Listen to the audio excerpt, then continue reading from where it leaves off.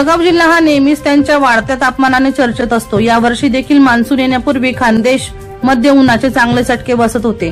जळगाव मध्ये उन्हाच्या तड्यामुळे जिल्हाधिकाऱ्यांनी जमावबंदीचे आदेश देखील दिले होते, परंतु यंदाच्या उन्हाळ्यामुळे चिंताजनक बातमी समोर आली आहे।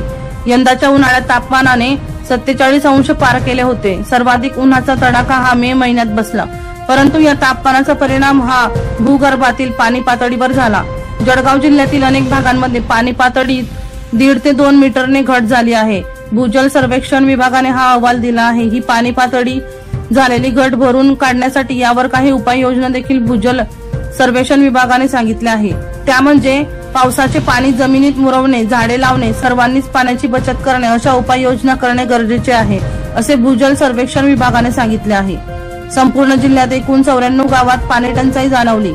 या गावांमध्ये 113 टँकर सुरू करून नागरिकांची तहान भागवण्याचे प्रयत्न जिल्हा प्रशासनाने केले।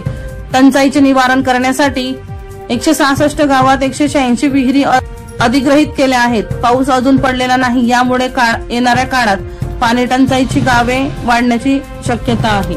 दीपक राठोड यांचा रिपोर्ट DR न्यूज जळगाव।